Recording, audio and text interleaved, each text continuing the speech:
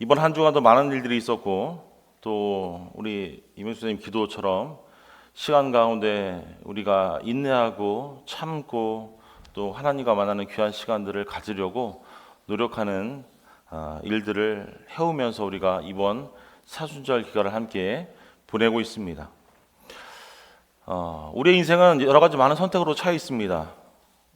작게는요, 매일 아침에 우리가 무엇을 먹을지, 오늘은 무엇을 입고 나갈지, 또 어디로 갈지, 또 오늘 하루의 시간 가운데 무엇을 할지, 학교에 다니는 친구들은요, 오늘 학교에서 어떤 또 과제가 있을지, 또 취업을 준비하는 분들은 내가 어떤 직장에 취업을 위해서 힘을 써야 할지, 또 집을 구하는 사람들은 어떤 집을 구해야 할지 여러 가지 많은 선택들을 하며 우리는 살아갑니다.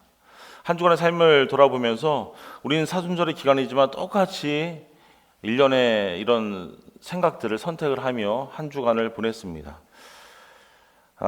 그런데 여기서 우리가 크리스천으로서 우리의 선택을 한번 생각해 보길 원합니다. 지금까지 제가 말씀드린 이런 선택은요, 누구나 다 하는 선택입니다. 그렇다면 크리스천으로 우리는 어떤 선택을 하며 신앙생활, 아니 우리의 삶의 여정길을 걸어가고 계십니까? 저는 한 주간 묵상하면서 우리가 크리스천으로 살아가면서 가장 큰 선택은요, 우리 주 예수 그리스도에 관한 것이라고 저는 생각을 합니다.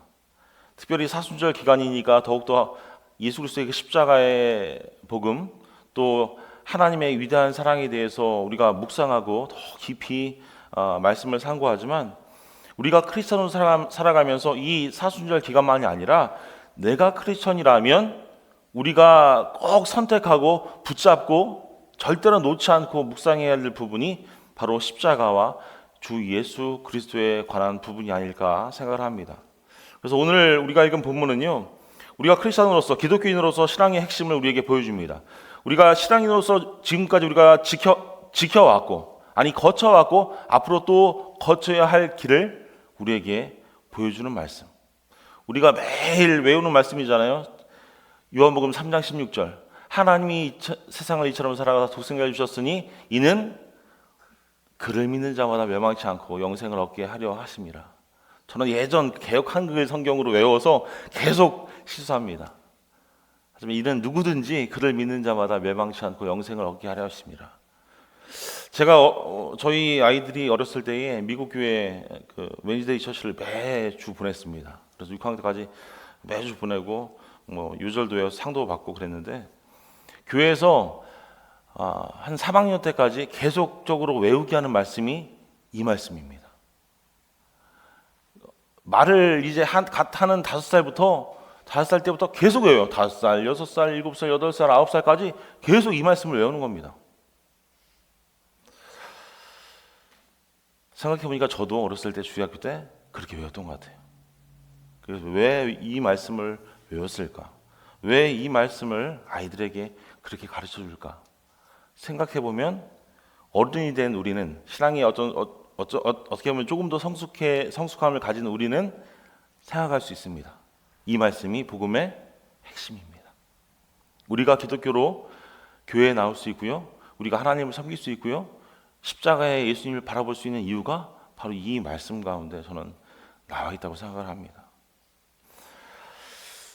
오늘 우리가 읽은 14절 말씀 보시면요, 예수님께서 광야에서 어떻게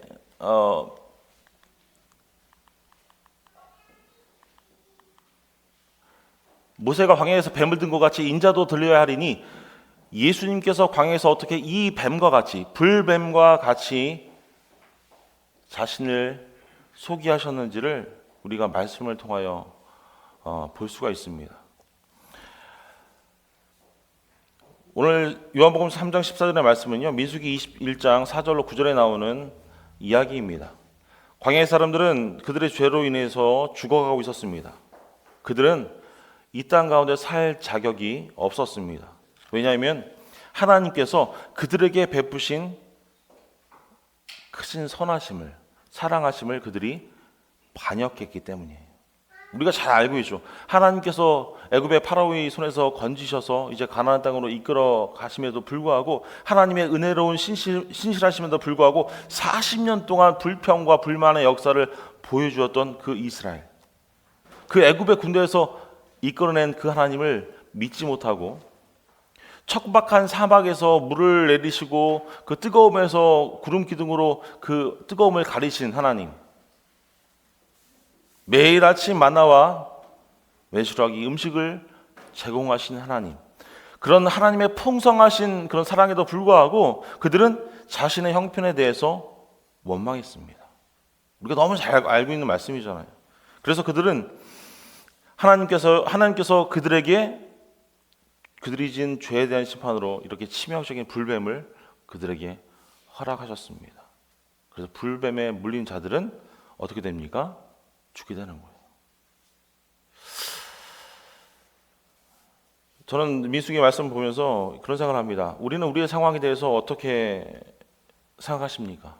여러분은 하나님을 원망하신 적이 없으십니까? 저는 부끄럽게도 목사지만 원망한 적이 많이 있습니다. 어쩌면 지금 여러분의 인생이 어려운 일들 때문에 행복하지 않을 수 있습니다. 내가 생각했던 계획, 내가 생각했던 청사진대로 나의 인생의 여정길이 진행되지 않아지는 모습들을 보면서 낙담할 때가 우리는 있습니다. 재정적인 문제가 될 수 있고요, 건강의 문제가 될 수 있습니다. 아무런 전망도 보이지 않을 수 있습니다. 여러분이 함께하는 가족의 문제가 될 수 있어요. 배우자의 문제가 될 수도 있고요, 자녀를 키우다 보면 자녀의 문제가 될 수 있습니다. 또 부모님과의 관계의 문제가 될 수 있어요. 아마도 그런 여러 가지 많은 관계 속에서 자녀와 부모와 관계하는 많은 사람들 속에서 나를 화나게 하는 많은 문제들이 있을 수 있습니다. 여러분들이 이런 불만의 문제들, 불평의 문제들이 있다면 그 모든 문제들을 기도로 우리 주님께 가실 수 있기를 주님의 이름으로 축원합니다.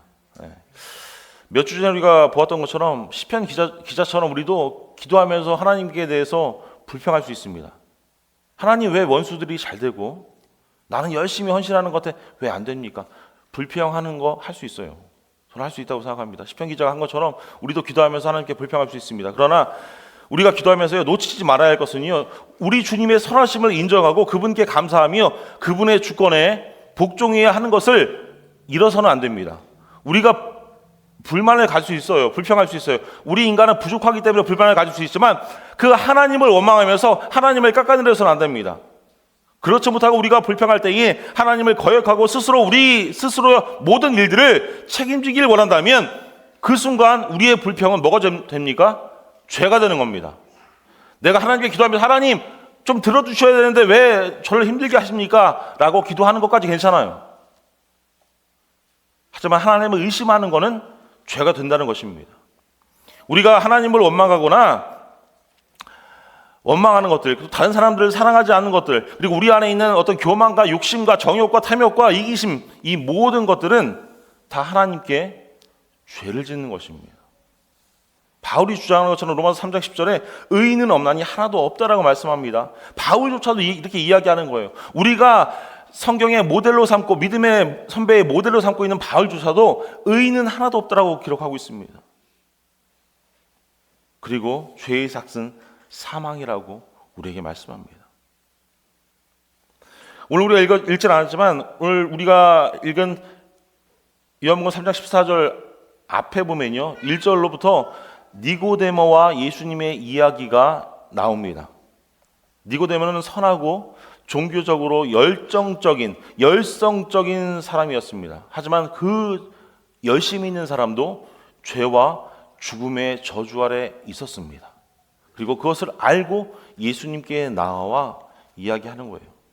그러니까 우리가 이 말씀을 쭉 읽어보면요, 니고데모는 자신의 어떤 바리새인의 의의가 자신을 하나님 나라에 들어가게 할 것이라고 생각을 했습니다.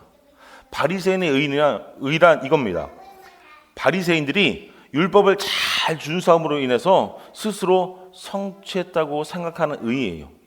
어떤 의의냐면 그들은 모세 율법과 레위기의 도덕법과 의식법과 시민법을 지켰다라고 생각하는 겁니다. 내가 하나님이 말씀하신 어떤 율법에 대해서, 법에 대해서 내가 정직하게 지켰어. 그래서 내가 가진 의를 통하여 하나님 나라에 나는 갈 수 있을 거야. 하지만 3장 3절에 이렇게 말씀하시죠. 예수님께서 진실로 진실로 내게 이르노니 사람이 거듭나지 아니하면 하나님 나라를 볼 수 없느니라.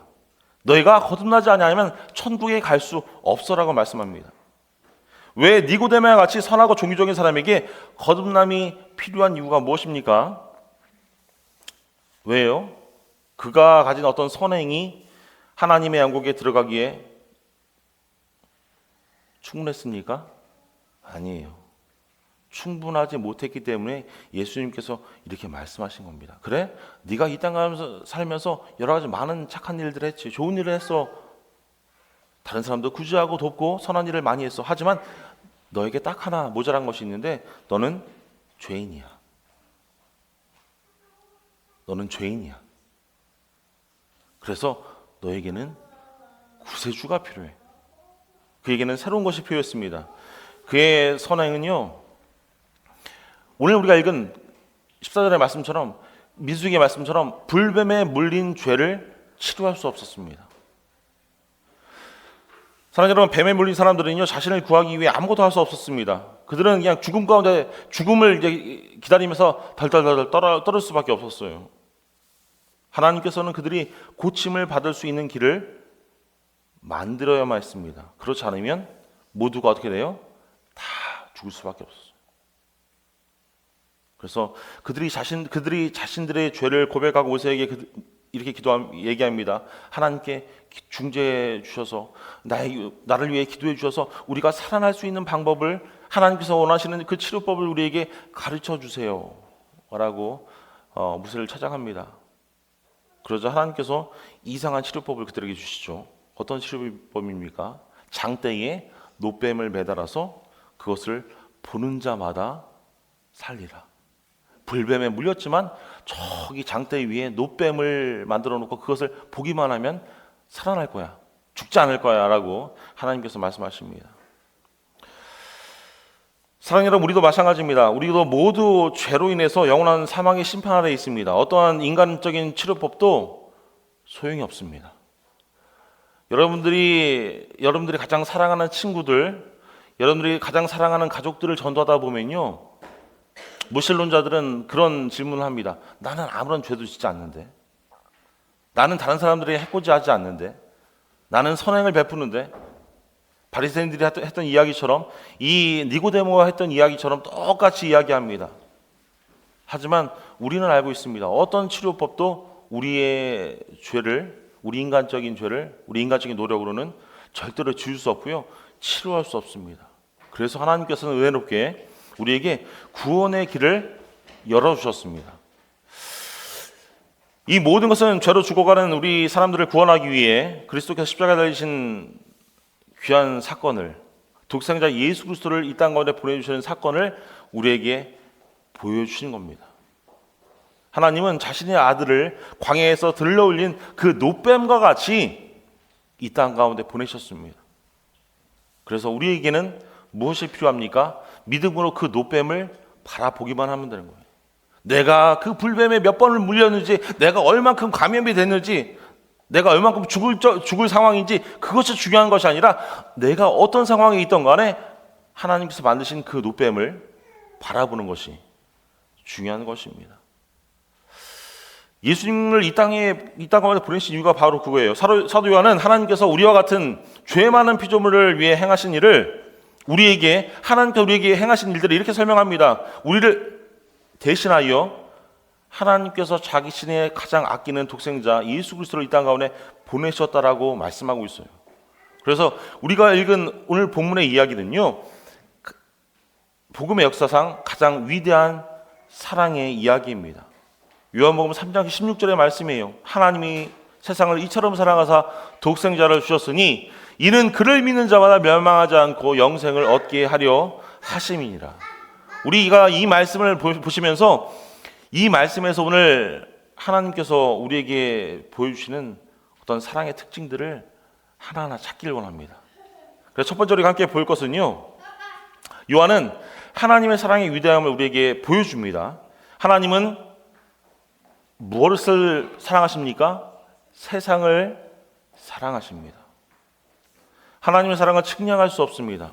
그리고 그 사랑은 우리가 지금까지 알았던 것, 아니 앞으로 알게 될 그 사랑보다 더 큰 사랑입니다. 여러분들은 하나님의 사랑을 어떻게 생각하십니까? 저는 하나님의 사랑이 매일 다르게 느껴져요. 어느 때는 그 어른들이 얘기하는 것처럼 쥐꼬리만큼밖에 안 되는 것처럼 느껴질 때가 있습니다. 하나님의 사랑이 이 정도야? 근데 제가 그렇게 느껴질 때 보니까 제 신앙도 제 영적인 어떤 건강함도 제일 쥐꼬리만큼일 때예요. 근데 영적으로 깨어있고 좀 더 말씀 가운데 바로 서고 우리가 기도할 때에 우리는 느낍니다. 하나님의 사랑이 이렇게 큰 거구나. 이렇게 대단한 거구나. 우리가 생각하는 것보다 더 크고 비밀한 것으로 우리와 함께 하시는 거구나. 예수 그리스도께서는 왜 자기를 미워하는 죄인들을 위해서, 여러분과 저를 위해서 이 땅 가운데 죽으러 오셨습니까? 저는 이 질문에 대한 답은 하나라고 생각합니다. 그럴 자격이 없는 우리를 위해서, 확실히 많은 것들을 상실하고 아무것도 없는 우리를 위해서 오신 그 이유는 하나님의 사랑. 오늘 말씀 가운데 다른 거로 다 잊으셔도 돼요. 하나님의 사랑을 꼭 기억하셨으면 좋겠습니다. 요한복음 3장 16절에 있는 하나님의 사랑. 두 번째, 요한은 하나님의 사랑의 범위를 우리에게 보여주고 있습니다. 세상을 위한 것이라고 우리에게 말씀하고 있죠. 세상은 죄에 빠져 있고 하나님을 대적하고 날마다 하나님의 법을 어기며 살아가게 만듭니다. 우리도 세상과 하나님과의 그 관계 가운데 갈팡질팡하며 세상의 것을 붙잡았을 때에 우리는 하나님께 죄를 지며 매일을 살아갑니다. 그러나 우리는 이사야서 55장 1절 말씀처럼 모든 사람은 와서 그리스도 안에 있는 하나님의 사랑을 경험하도록 초대를 받았습니다. 오호라, 나는 너희 모든 목마른 자들아 물로 나오라. 돈 없는 자도 오라. 너희는 와서 사 먹되 돈 없이 값 없이 와서 포도주와 젖을 사라. 아멘. 우리의 인종이 무엇이건, 우리의 배경이 무엇이건, 우리가 어떤 위치에 있건 간에 그것은 중요하지 않습니다. 하나님의 사랑은요, 이 창조된 모든 피조물 가운데 동일하게 우리 가운데 역사한 줄 믿습니다. 그래서 세 번째로 생각해 볼 것은요, 요한은 하나님의 사랑의 행동을 이렇게 보여줍니다. 어떤 행동을 하셨죠? 그분은 자신의 독생자 예수 그리스도를 이 땅 가운데 보내주셨습니다. 하나님 우리를 사랑하신다고 말씀하실 뿐만 아니라 그 말씀에 대한 행동을 구체적으로, 사랑의 표현을 구체적으로 우리에게 드러내셨는데, 그것이 하나밖에 없는 독생자 예수 그리스도를 이 땅 가운데 보내주신 것입니다. 그래서 우리를 대신하여, 하나님이 사랑하시는 그 피조물을 대신하여, 하나님을 믿는 백성을 대신하여 하나밖에 없는 예수 그리스도를 십자가에 달려 죽이셨습니다. 사랑하는 여러분, 우리의 사랑은 어떻습니까? 우리의 사랑은 하나님과 사랑과 겨줄 수는 없지만 대부분 우리의 사랑은 자기 중심적입니다. 그리고 항상 순리대로 계산합니다. 이게 나에게 무슨 도움이 될까? 이게 정말 나에게 이익이 될까? 우리는 다른 사람보다 나 자신을 먼저 생각합니다. 부끄럽지만 나 자신을 생각해요. 하지만 하나님은요, 말씀 가운데 정반대의 모습을 우리에게 보여주고 계십니다. 그는 그의 신부인 교회를 위해 예수님을 보냅니다. 예수님이 죽으실 걸 알면서도 하나님은 예수님을 이 땅 가운데 보내주셨습니다. 그리고 그리스도 안에 있는 우리를 향한 하나님의 사랑은요, 결코 우리가 생각하듯이 이것이 나에게 어떤 이득이 되지? 어떤 득이 될까를 생각하는 것이 아니라 무조건적인 사랑의 모습을 우리에게 보여주는 겁니다.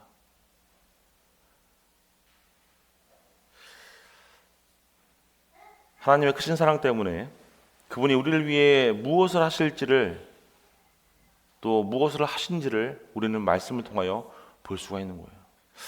네 번째로 생각해 볼 것은요, 요한은 하나님의 사랑을 받을 수 있는 방법을 우리에게 보여줍니다. 그 방법은 무엇입니까? 나를 믿는 자예요. 믿는 사람. 하나님의 사랑은 교회에서 자란 사람들에게만 국한되는 것이 아닙니다.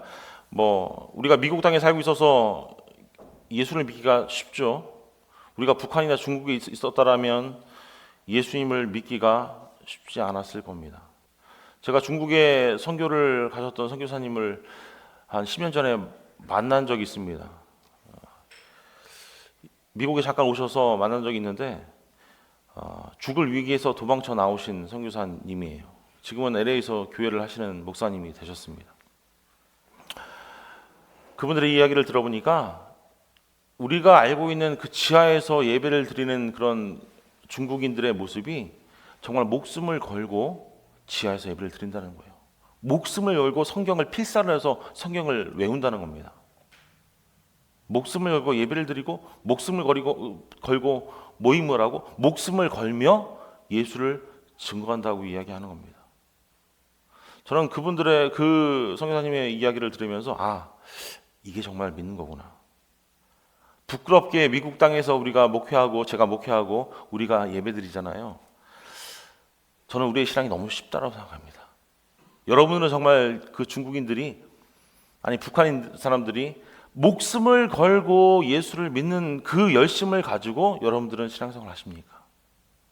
아니면 주일날 한번 교회 가지 않으면 내가 좀 찜찜한데 내가 한 주간 죄를 너무 많이 지었는데 내가 천주교는 아니지만 하나님께 가서 회개해야 되는데 예배 드려야 되는데 내가 어렸을 때부터 못될 신앙으로 태어나서 뭔가 주일날 예배 드리고 교회에 가는 것이 당연한 건데 그런 생각을 하면 우리가 혹시 예배의 자리에 나오진 않습니까?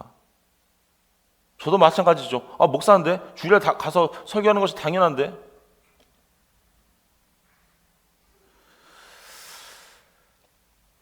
오늘 하나님의 사랑은요 믿는 사람 모두에게 동일하게 주어지는 말씀입니다. 언제 어디서나 누구나 체험할 수 있는 거예요. 한 가지 조건이 있죠. 그것은 진정으로 믿는 사람들에게만 주어진다는 것입니다. 여러분 우리가 교회 다닌다고 해서 우리가 다 구원받는 것이 아닙니다. 옆에 있는 내 사랑하는 남편이 사랑하는 아내가 자녀들이 구원받았다고 나도 구원받는 거 아니에요. 부흥회 가면 착각하는 분들이 있습니다. 옆에서 눈물을 흘리면서 방언하고요 기도하는 분들을 보면서 나도 은혜 받았어라고 이야기하는 분들이 있습니다. 나도 그 집회에 가서 똑같이 은혜 받았다고 이야기하는 분들이 있어요. 하지만 보면요 아니에요. 여러분 우리가 조용히 예배를 드리건 우리가 북을 치며 노래를 찬양하면서 예배를 드리건 똑같은 겁니다. 하나님 앞에서 하나님과의 나의 관계가 중요해요. 내가 하나님 앞에서 온전히 거듭나고 내가 구원받아야 천국에 갈 수 있는 겁니다. 내 아내가 열심히 있고 내 남편이 열심히 있고 우리 부모님이 열심히 기도해서 내가 구원을 받는 것이 아니라는 사실을 꼭 기억하셨으면 좋겠어요. 그래서 다시금 여러분에게 좀 원론적인 질문을 드립니다. 예수를 믿는다는 것은 무엇을 의미합니까? 여러분들이 예수를 믿는다라고 이야기하는데 믿음의 자녀 그리고 크리스찬으로서 내가 믿는다라고 이야기하는데 여러분이 믿는다는 것은 어떻게 정의하십니까? 믿는다는 단어는요 헬라 단어 피스테오라는 단어입니다. 이 단어는 믿음이나 신념을 넘어서는 단어입니다. 우리가 알고 있는 그거 알아. 저거는 테이블이야. 테이블에는 뭐 놓을 수 있어. 이렇게 알고 우리가 고정적으로 생각하는 그것들을 넘어서는 거예요. 우리가 정신적으로 동의하는 겁니다. 동의하는 거 이상입니다. 이건 TV야. TV에는 뭐 이런 게 나오겠지. 이거를 넘어서는 겁니다. 이렇게 이야기할 수 있죠. 믿는다는 것은요 의심 없이 받아들이는 겁니다. 그래서 어떤 주석책에 보면요 믿음을 어떻게 표현할까 하다 목사님이 이렇게 표현합니다. 그 해먹 있잖아요. 해먹. 우리가 여행 가면 나무와 나무 사이에 걸어 있는 해먹에 자신의 몸을 이렇게 눕는 거를 믿음이라고 이야기하시더라고요. 그 목사님은. 저는 처음에는 그 이야기를 들으면서 이게 무슨 얘기일까라고 생각했는데 해먹에 누울 때는요 이게 해먹이 끊어질까? 이 해먹이 뚫려서 내가 바닥으로 떨어지는 거 아니야? 라는 생각을 하는 것이 아니라 그냥 온 몸을 맡기는 겁니다. 의심 없이 눕는 거예요. 그 목사님은 그것이 믿음이라고 이야기합니다. 우리가 이해할 수 없지만 완전히 납득할 수 없지만 전심으로 그 상황을 받아들이고 나의 모든 것을 내려놓는 것. 사랑하는 여러분, 예수를 믿는다는 것은요, 우리 자신이나 하나님을 기쁘시게 하려는 그 인간적인 나의 노력을 신뢰하지 않는 것을 의미합니다. 나에게서 하나님으로 그 신뢰가 옮겨지는 거예요. 내가 잘해서 하나님께 영광을 돌리는 것이 아니라 하나님께서 나에게 잘할 수 있는 은혜, 잘할 수 있는 능력을 주셔서 내가 잘할 수밖에 없다라는 고백이 일어나는 것이 우리가 믿는 거예요. 오늘 말씀을 잘 보셨으면 좋겠습니다. 3장 16절 말씀이에요. 하나님이 세상을 이처럼 사랑하사 독생자를 주셨으니 이는 훌륭한 그리스도인으로 판명되는 사람만이 멸망치 않고 영생을 얻게 하려 하심이니라. 하나님이 세상을 이처럼 사랑하사 독생자를 주셨으니 이는 참되고 영원한 어떤 마음 가운데 평화와 사랑과 희락을 가진 그런 증거를 주는 사람만이 멸망치 않고 영생을 얻게 하려 하심이니라. 이렇게 말씀하셨습니까? 아니에요. 하나님께서 하나님의 말씀이 만약에 제가 말씀드린 것처럼 이렇게 말씀하셨다면 우리는 참된 크리스찬의 삶을 살기 위해서 어쩌면 때때로 비참하고 때때로 어려운 삶을, 아니 평생 힘든 삶을 살 수밖에 없을 겁니다. 그래서 우리에게는 어떤 평화도 어떤 기쁨도 어떤 희망도 없는 그런 삶을 살아갈 수밖에 없을 거예요. 하지만 하나님께서 이렇게 말씀하시는 겁니다. 하나님이 세상을 이처럼 사랑하사 독생자를 주셨으니 누구든지 이를 믿는 사람은, 내가 어떤 상처를 입고 어떤 불만이 있고 어떤 더러운 오물이 너희 몸 가운데 있는지 모르지만 누구든지 그를 믿는 자마다 멸망치 않고 영생을 얻게 하려 하심이라고 우리에게 말씀하셨습니다. 저는 그것이 복음이라고 생각합니다. 믿음은 세상에서 가장 간단하면서도 사랑하는 여러분 어려운 일입니다. 그거는 우리가 스스로 할 수 없는 그 일을 하나님께서 해주실 수 있다라고 믿는 것이기 때문이에요.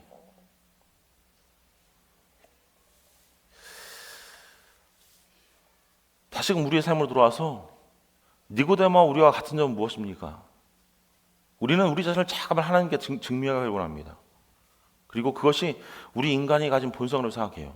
신앙생활 잘하면요, 그건 하나님과 나의 관계입니다. 근데 우리가 신앙생활 하면서 시험 드는 것 중에 하나가 신앙생활 잘한다고 마음 가운데 생각하고 있는데 어떤 안무기에 뭐 누가 자기가 신앙생활 잘하는 것을 자꾸만 드러내는 분들이 있어요. 교회 가요. 우리 교회는 없습니다. 없어요. 없는데 큰 교회일수록 많이 드러납니다. 그것 때문에 상처를 입고 실족을 하게 되죠. 자꾸만 자신을 증명하기를 원합니다. 하나님께 증명했으면 됐잖아요. 하나님께 나의 모습을 다 그냥 드렸으면 되는데 자꾸만 사람들에게 드러냅니다. 사랑하는 여러분, 예수를 믿는다는 것은요, 우리가 스스로 할 수 없는 일을 하나님께서 나를 위해 해주실 것을 기대하는 겁니다. 그것이 믿음이에요. 요한복음 6장 40절 말씀입니다. 제가 봉독 걸릴게요. 내 아버지의 뜻은 아들을 보고 믿는 자마다 영생을 얻는 이것이니 마지막 날에 내가 이를 다시 살리리라 하시니라. 다시 한번 읽어드립니다. 내 아버지의 뜻은 아들을 보고 믿는 자마다 영생을 얻는 이것이니 마지막 날에 내가 이를 다시 살리리라. 하나님의 뜻은 아들 예수 그리스도를 보고 믿는 자마다 영생을 얻게 하는 이것이니 마지막 날에 우리가 하나님을 만나는 날에 다시금 내가 너희를 살리리라 우리에게 말씀하십니다. 하나님의 사랑을 알기 위해 필요한 것은 죄에서 돌이켜서 죄를 용서해 주시는 그 하나님, 하나님의 무한한 사랑, 예수 그리스도를 믿고 신뢰하는 것입니다. 그분은 죄인을 받아들이기를 기뻐하시는 분이 바로 하나님이에요. 하나님은 언제나 준비가 되어 계시며 마음이 상한 자를 결코 비웃지 않으십니다. 하나님의 사랑이 절실히 필요한 사람들을 결코 외면치 않으십니다.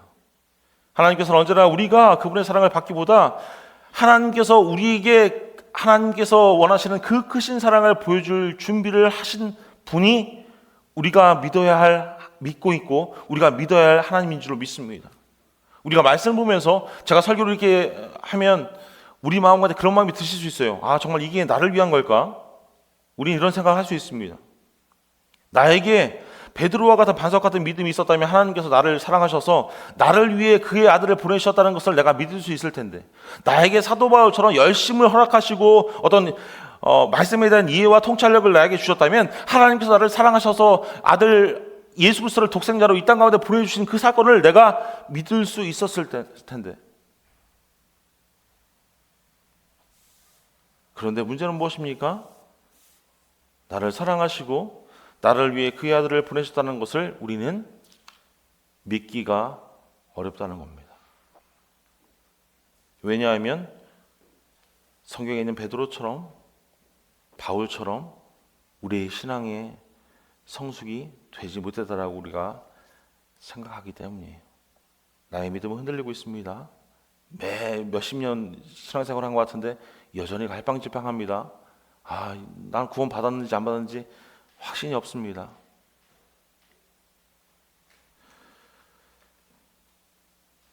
오늘 성경 우리에게 말씀합니다. 오늘 우리 개역개정 성경에는 그것이 생략되어 있지만 영어성에 보면요 16절 말씀에 하나님이 세상을 이처럼 살아 독생자를 주셨으니 이는 누구든지 whoever라고 나오죠. 누구든지 그를 믿는 자마다 멸망치 않고 영생을 얻게 하려 하심이니라. 우리에게 말씀하십니다. 만약에 여러분이 아직도 이것이 나를 위한 것인가? 잘 모르겠는데 라고 그런 마음이 드신다면 이 말씀 보십시오. 이는 그를 믿는 자마다 누구든지 그 누구든지에는 우리 모두가 다 포함됩니다. 여러분이 포함됩니다. 우리 모두가 다 들어갈 수 있습니다. 하나님이 세상을 이처럼 살아 독생자를 주셨으니 이는 누구든지 그를 믿는 자마다 멸망치 않고 영생을 얻게 하려 하심이니라. 우리는 이렇게 말할 수 있는 겁니다. 나는 베드로도 아니고 바울도 아니고 그만큼 열심도 없지만 예수 그리스도는 하나님의 선물이시고 그들을 위해 주신 것만큼 나에게도 똑같이 허락하셨다는 사실을 우리는 고백할 수 있습니다. 사랑하는 여러분, 예수 그리스도는 어떤 예외나 어떤 조건 없이 모든 곳에 모든 사람들에게 동일하게 주어졌습니다. 예수님은 똑같은 선물로 우리에게 주어졌어요. 하나님께서 멀리 떨어져 있는 사람, 하나님에 대해서 전혀 관심을 보이지 않는 사람들, 죄의 세력에 빠져 있는 사람들, 기독교 가정에 태어났지만 아직 믿음이 없는 사람들, 하나님은 크신 사랑과 자비로 오늘 저와 여러분들에게 아들 예수 그리스도를 이 땅 가운데 보내주셨습니다. 꼭 잊지 않으셨으면 좋겠어요. 마지막 다섯 번째 요한이 이야기하는 것은요, 하나님의 사랑과 결과로 그 결론을 이렇게 마무리합니다. 멸망하지 않고 영생을 얻게 하려 하심이라. 우리가 쭉 보아왔듯이 하나님의 사랑은 우리의 이해를, 우리의 상상을 초월합니다. 그리고 우리가 생각하는 우리의 사랑보다 훨씬 더 위대합니다. 근데 많은 사람들은 여전히 그 하나님을 선택하지 않습니다. 우리가 만나는 사람, 관계하는 가족들, 열심히 우리가 복음을 증거하지만 그분들 마음 가운데 복음의 씨앗이 잘 싹트지 않습니다. 많은 사람들은 그리스도 안에 있는 하나님의 사랑을 멸시합니다. 요한은 그들에게 분명히 이야기합니다. 그들이 멸망할 거야. 그를 믿는 자마다 멸망치 않고 영생을 얻게 하려 하심이라. 반대로 생각해 보셨으면 좋겠습니다. 누구든지 주 예수 그리스도를 믿지 않는 사람은 멸망당하는 겁니다. 멸망당하고 영생이라는 것이 없어요. 영생이 있죠. 어디서 영생이 있습니까? 지옥에서 영생이 있다라고 성경이 이야기하고 있습니다. 사랑하는 여러분, 예수님 안에서 하나님께서 거저주신 그 사랑의 선물을 받아들이는 사람들은 영생을 얻습니다. 미래야만 그런 것이 아니라 지금을 살아가는 우리도 마찬가지예요. 지금 예수님께서 말씀하십니다. 요한복음 7장 38절 말씀이에요. 나를 믿는 자는 성경에 이른 것 같이 그 배에서 생수의 강이 흘러나오리라 하시니. 영원한 생명, 영원한 성령의 능력으로 예수 안에 있는 하나님의 사랑을 알고 체험하는 것이 우리 크리스찬의 삶에서 소중한 일이에요. 여러분, 우리의 삶의 자리에서 우리가 분주한 삶에서 오는 불안감과 어떤 스트레스를 받을 때 우리는 하나님의 길을 의심하게 됩니다. 의심하기 시작합니다. 모든 것이 어둡고 혼란스럽게 보이게 됩니다. 그러할 때에 우리는 타오르는 하나님의 사랑의 중심으로 다시금 돌아가야 할 줄을 믿습니다. 하나님은 타오르는 그 사랑을 가지고 여전히 우리를 기다리고 계세요. 항상 그 자리에서. 하나님께서는 하나님을 사랑하지 않는 사람들, 하나님을 사랑하는 방법을 잃어버린 사람들을 늘 쫓고 기다리신다는 사실을 기억하십시오. 예수 그리스도 안에 있는 우리를 향한 그분의 크신 사랑은요, 우리의 일상의 모든 것들을 변화시킵니다. 그래서 우리가 만나고 관계하는 모든 사람들에게 하나님의 사랑을 보여주기 시작할 수 있는 것은 오직 우리가 하나님의 사랑을 알 때입니다.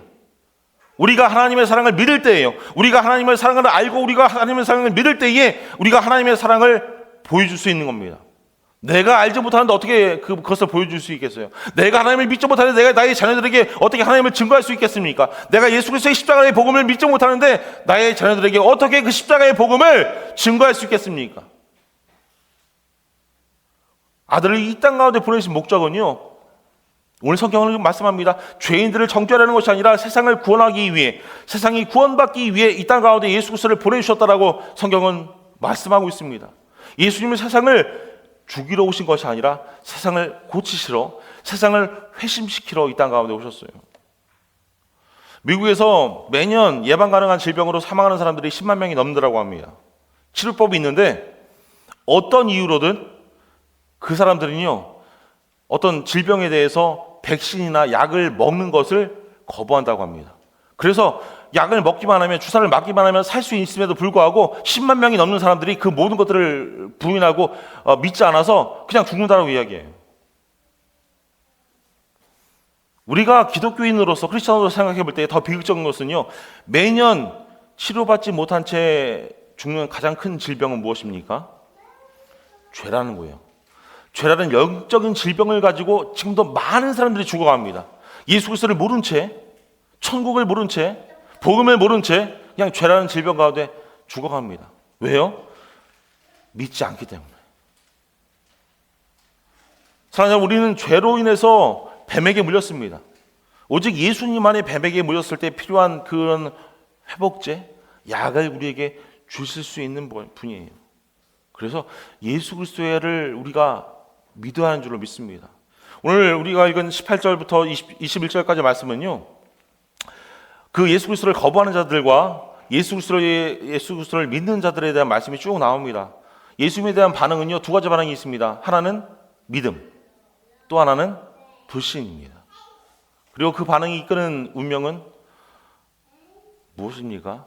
천국에서의 영원한 삶, 반대는 지옥에서의 영원한 삶. 죽지 않는 그 돌고 도는 수레바퀴처럼 죽었다 살아나고 죽었다 살아나고.